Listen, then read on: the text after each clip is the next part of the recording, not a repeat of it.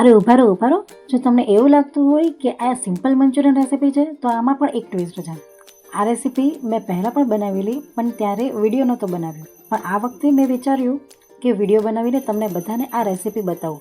Trust me, તમે જ્યારે આ રેસીપી ટ્રાય કરશો ને તો તમને વિશ્વાસ નહીં આવે કે આ સોયાબીન વડીમાંથી બનાવેલી છે અને એટલી ટેસ્ટી છે.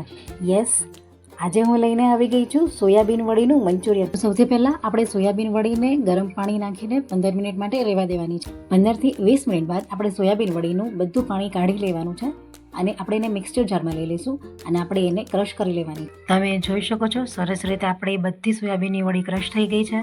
હવે આપણે એને એક બાઉલમાં લઈ લઈશું. નેક્સ્ટ આપણે એડ કરવાની છે નાની વાટકી છીણેલું કોબીજ. પછી આપણે 1 ચમચી આદું લઈ લઈશું અને મરચાંને ઝીણા ઝીણા કટ કરીને લઈ લેવાના છે. એકદમ બારીક કટ કરીને મરચાં લઈ લેવાના છે. આપણે મરી પાવડર એડ કરી દઈશું, ચીલી સોસ એડ કરવાનું છે, સોયા સોસ એડ કરી દઈશું. પછી આપણે મેંદો લઈ લઈશું. આશરે 1 વાટકી મેં મેંદો લીધો છે. પછી સ્વાદ પ્રમાણે આપણે મીઠું લઈ લઈશું. હવે બધું મિક્સ કરી દેવાનું છે અને એની આપણે મીડિયમ સાઇઝની ગોળી વાળી લેવાની છે. બધી જ મંચુરિયનની ગોળી તૈયાર કર્યા બાદ આપણે એક પેનમાં તેલ લઈ લઈશું અને લો ફ્લેમ પર આપણે બધી જ ગોળીને ફ્રાય કરી લેવાની છે. એકદમ લો ફ્લેમ પર આપણે એને ફ્રાય કરી લઈશું, જેથી કરીને અંદરની બધી આપણે જે ઇન્ગ્રેડિયન્ટ્સ એડ કર્યા છે એ બધા જ કૂક થઈ જાય. સરસ ગોલ્ડન બ્રાઉન થાય ત્યાં સુધી આપણે એને ફ્રાય કરી લેવાની છે અને પછી આપણે એને બહાર કાઢી લઈશું. હવે આપણે મંચુરિયનની ગ્રેવી રેડી કરી દેવાની છે. તો એક પેનમાં તેલ લઈ લઈશું. એની અંદર આપણે લસણ એડ કરી દઈશું, જે મેં ચોપ કરી લીધું છે. પછી આપણે એની અંદર કેપ્સિકમ અને ડુંગળી એડ કરીશું, જે મેં થોડા મીડિયમ સાઇઝના કટ કર્યા છે. 2 મિનિટ માટે આપણે એને સોતે કરી લઈશું.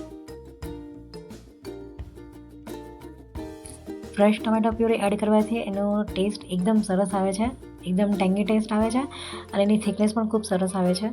મંચુરિયનની કન્સિસ્ટન્સી બિલકુલ પરફેક્ટ કરવા માટે હું 2 થી 3 ટેબલસ્પૂન પાણી એડ કરી રહી છું.